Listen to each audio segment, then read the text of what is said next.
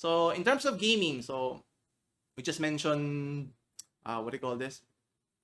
We mentioned earlier how Google Stadia was failing miserably as a platform, right? And guess what? Another big publisher, a AAA publisher, Bethesda, known for the making of Fallout series as well as the Elder Scrolls games, you know. And there were big news last year or sometime last year where Microsoft is planning to acquire Bethesda or ZeniMax, the parent company. Well, that has been delayed now due to the fact of a lawsuit that Bethesda is facing now. What is it all about? It's all about the season pass. Those companies are getting too greedy, and you know. Let's take a closer look here. So according to Tech Time, so you can see here that Bethesda is following a lawsuit because of the Fallout Season 4 pass. Now, for those who are familiar, obviously, uh, Fallout 4 is a great game. I haven't played it myself, but I played Fallout 3, was able to finish it before, and it was, you know, enjoyable. And obviously, they provide a plethora of experience as an RPG type of game, and then they provide DLCs for you to enjoy, and which, you know, gamers were expected to continue with Fallout 4.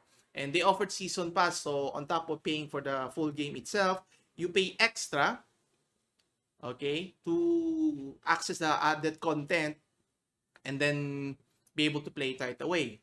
But that did not happen. There was a misunderstanding in a sense. Oh, it depends on how you look at it. But anyway, so it stems from the single DLC content Fallout 4 that was subject Bethesda to a class action lawsuit here. So obviously, turning profit is one of the main objectives of any company.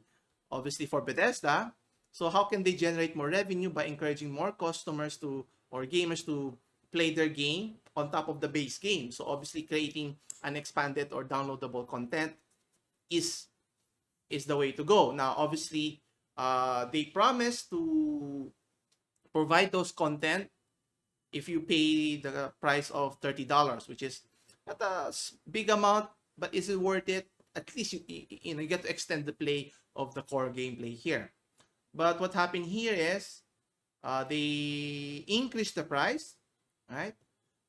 Knowing the Fallout reached massive success, and what did they do?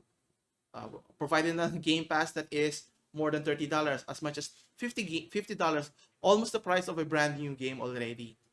And that's not the best part. Now, obviously, there was not an assumption. It was mentioned that once you pay for the season pass, all the downloadable games that Bethesda is going to produce, you are able to play them. But that did not happen again. Why is that so? So this stems from the Bethesda Creation Club. Now, what they are contesting here, that the Creation Club is totally separate from the downloadable content that gamers were expected to play once they purchased the $30 to $50 price range there. So this is where the contention is. Was there fraud involved there, or misleading or misunderstanding and so forth? Because the Creation Club gives you the option to play new game modes. Okay.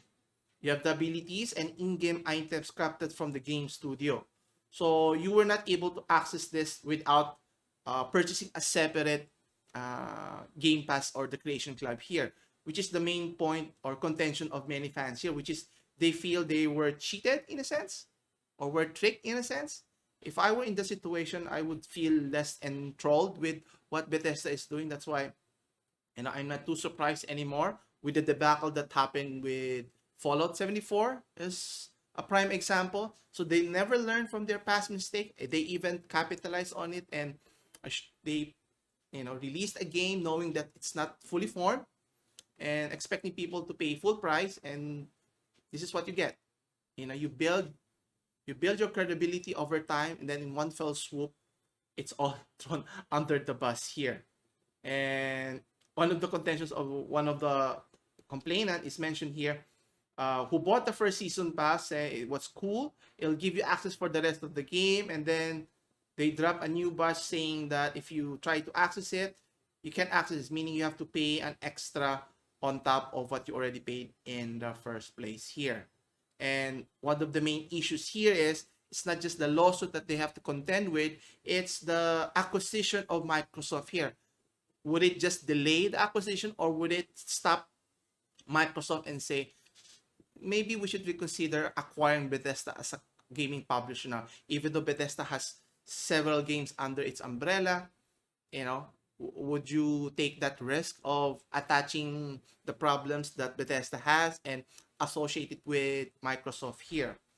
But yeah, as mentioned here, Microsoft's planned acquisition of ZeniMax will also be affected by the lawsuit. So, we have to wait and see how it pans out. And, at the end of the day, what will happen to Bethesda and ZeniMax here? Anyway, so good luck to them.